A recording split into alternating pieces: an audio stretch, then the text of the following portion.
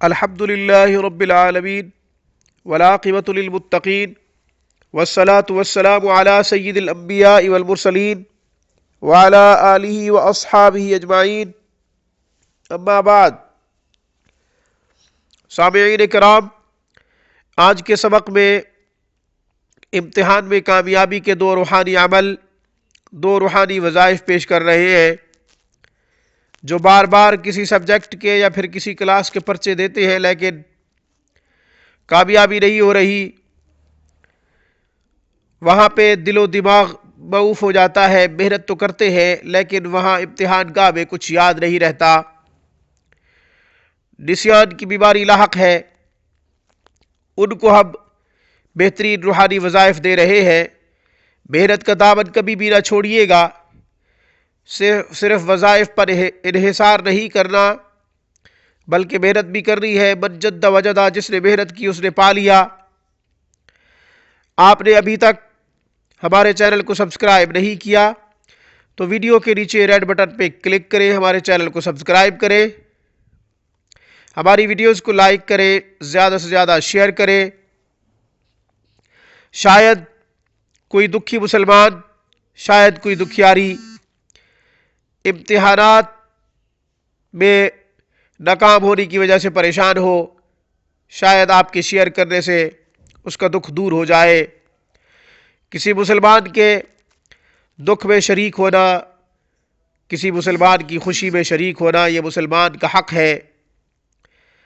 اللہ کے رسول صلی اللہ علیہ وسلم کا ارشاد ہے کہ مسلمان کو یہ حق ہے کہ مسلمان کے غم میں بھی شریک ہو، مسلمان کی خوشی میں بھی شریک ہو۔ اچھائی کو پھیلانے میں روحانی کلینک کا ساتھ دے، غیر معمولی اجر آپ کا مقدر بنے گا۔ آپ ہم سے کوئی سوال کرنا چاہتے ہیں، آپ ہمیں ای میل کریں، ذاتی سوال ہو یا پھر کسی وظیفے سے متعلق ہو، انشاءاللہ اس کا جواب دیں گے۔ ہمیں کمنٹ کریں۔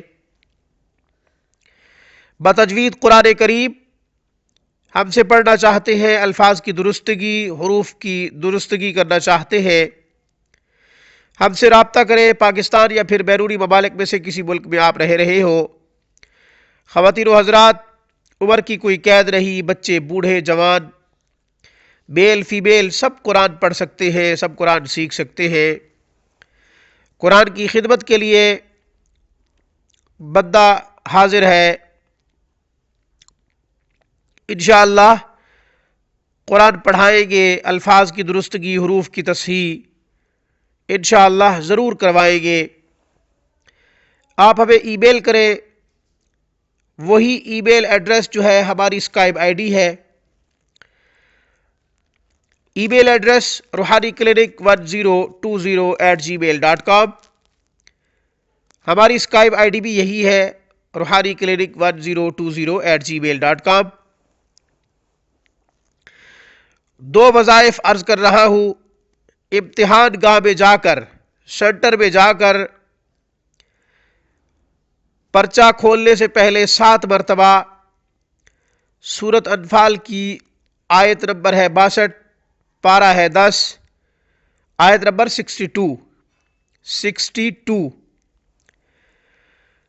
آیت مبارکہ کی تلاوت کر رہا ہوں۔ 7 مرتبہ پڑھے، پھر پرچہ دینا شروع کر دے۔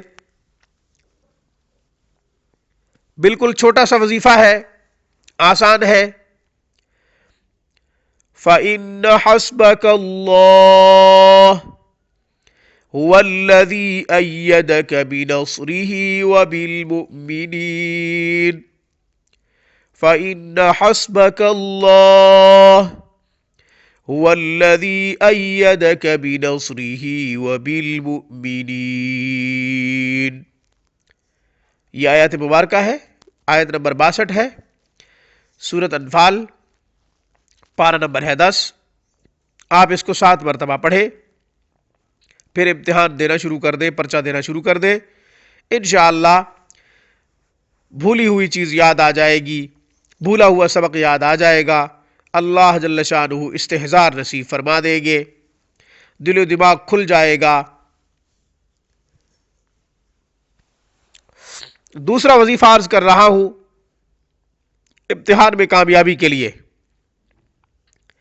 امتحان کی کامیابی کے لیے پریشان ہے مگر کامیابی نہیں ہو رہی، بار بار امتحان دینے کی نوبت پیش آ رہی ہے،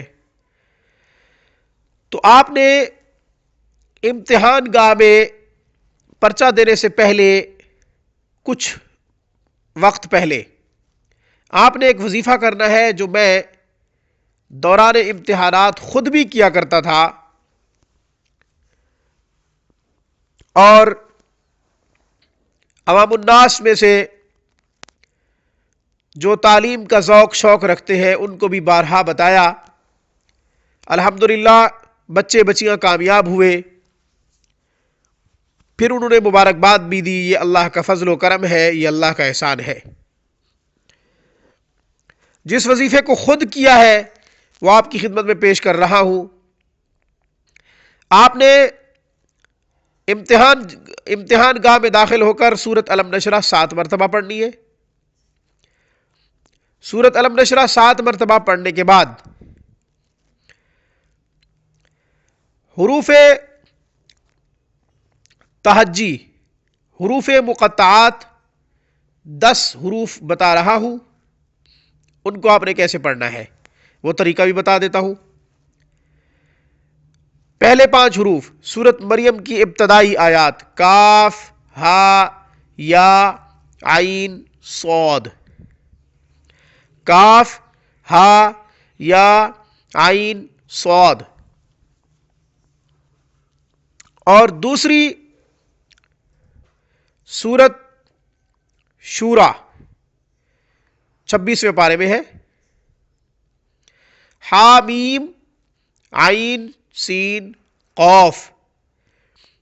سورۃ مریم میں جو 5 حروف پڑھے ہیں میں نے، اس میں جو کاف ہے وہ بغیر نقطے کے ہے، اور سورۃ شورا کی ابتدائی آیات میں جو ابتدائی آیت مبارکہ میں جو کاف ہے وہ 2 نقطوں والا کاف ہے، قاف موٹا کاف۔ ان 10 حروف کو پڑھنا کیسے ہے؟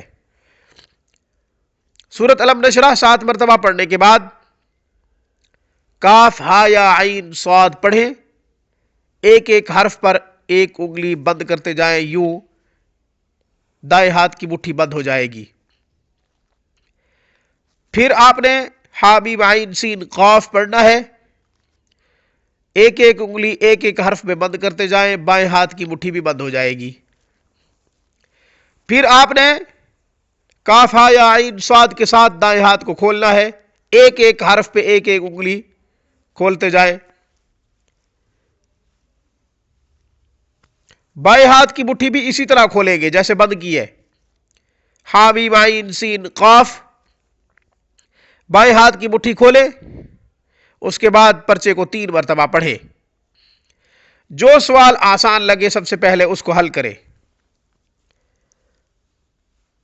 جو مشکل لگے اس کو فی الحال چھوڑ دے۔ پرچے کو 3 مرتبہ پڑھیں، سوال سمجھے کہ سوال کرنے والا ہم سے کیا سوال کر رہا ہے، مطلوبہ ٹارگٹ کو ٹچ کرے، جو اسے مطلوب ہے، جتنا مطلوب ہے اتنا لکھے، مواد مختصر لکھے، سرخیاں خوبصورت دے، ہیڈنگ خوبصورت ہونی چاہیے۔ مواد کو دیکھا جاتا ہے، طویل تحریر کو نہیں دیکھا جاتا۔